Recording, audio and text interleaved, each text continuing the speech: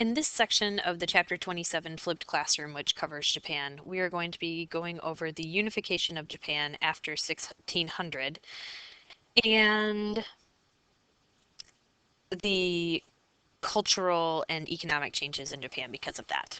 So here we can see the islands that were unified, and then this is the capital of Edo. A huge part of Tokugawa Ieyasu's success was his ability to bring the daimyo under control. And he did this by limiting their power.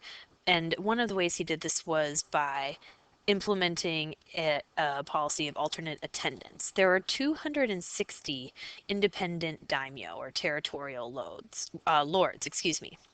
And what he did was he required them to be in Edo, the capital, for part of the year.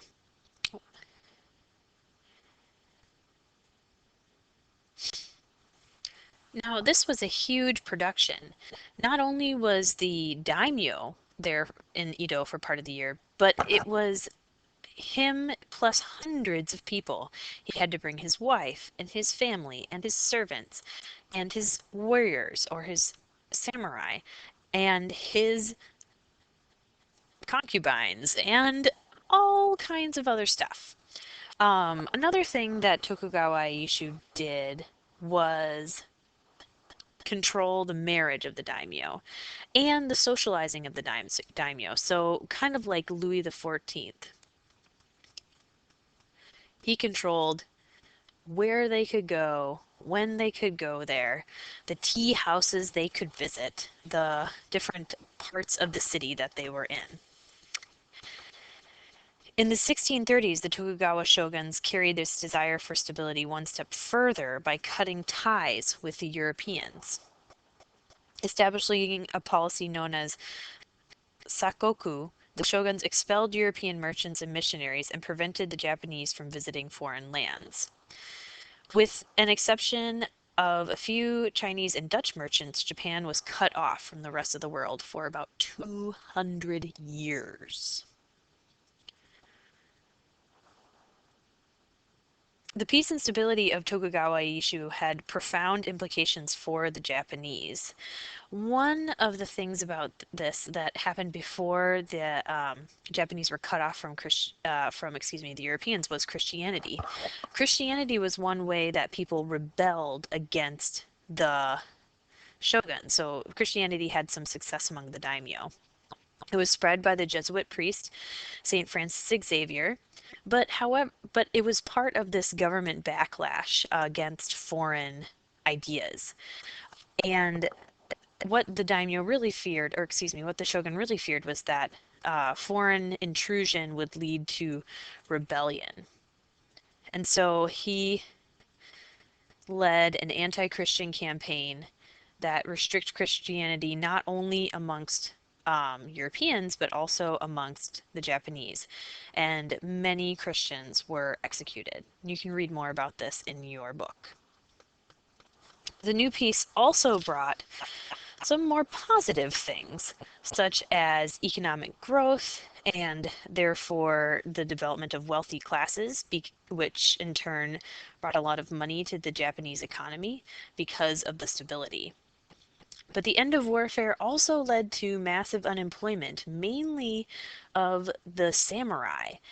And this led to a lot of rebellions against Tokugawa, none of which the samurai were able to win. They were encouraged to join the bureaucracy or to become scholars, but that wasn't what they wanted. Their honor lay in war, so they were not very happy with that trade-off. Nevertheless, there was a huge population growth in Japan that was moderate because of the Japanese policies towards population. Through a combination of contraception, abortion, and infanticide, or what the Japanese called thinning out the rice shoots, the land poor Japanese purposely maintained a slower population growth than China.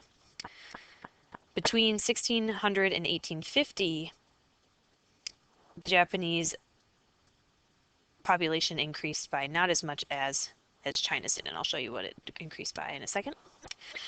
Here you can see the merchant population, and their status again was going up while the daimyo and samurai were going down.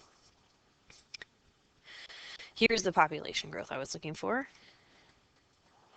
It goes up from 22 to 32 million. So significantly increased because of new agricultural practices and some new foods, but not as much as China.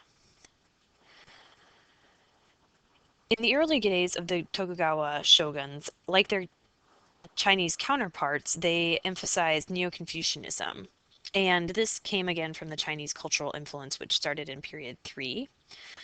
They again used this for scholarship, and this is a Confucian temple in Japan. I love these little deer. They're so cute.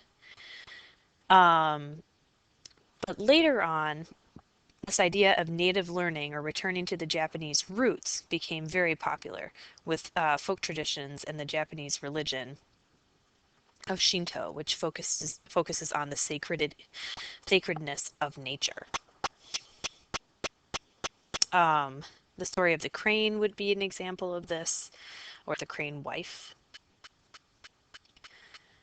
There was also a lot of change within urban areas. Like the Chinese cities that we're going to learn about, the expanding Japanese cities housed a literate populace with a taste for popular culture. The urban culture was expressed in entertainment, like theater, and pleasure industries, which could mean anything from the crudeness of prostitution to the company of a geisha to musical industries. And this was a form of escape. It was like the Las Vegas or an adult version of Disney World. It really was a big contrast with what most Japanese had grown up with, which was this idea of stoicism or bushido, not showing emotion. These areas, these districts were called floating worlds, which references just how escapist they were, excuse me. And there were big districts like this in places such as Edo because, again, you had all these samurai and daimyo who needed stuff to do, entertainment, etc. Another example would be Osaka. Kabuki, which is shown here, and Bunraku theater were two new forms of theater that you should read about in your books that flourished at this time. Despite the best efforts of the Tokugawa shoguns, it was impossible to keep foreign ideas out entirely. Turns out, European ideas came into Japan and they were known as Dutch learning. They came in through the singular island where the Dutch were allowed to hold their boats. The study of European anatomy, botany, astronomy, and medical science became known as what was called Dutch learning. The island where the Dutch could hang out, by the way, was right outside of Nagasaki. The shogun eventually lifted the ban on books in 1720, and this cross-cultural interaction also led to wonderful things like tempura, or the frying of vegetables and shrimp, etc., that you can have at popular, or it's very popular at some Japanese restaurants. So there was more to share than just education.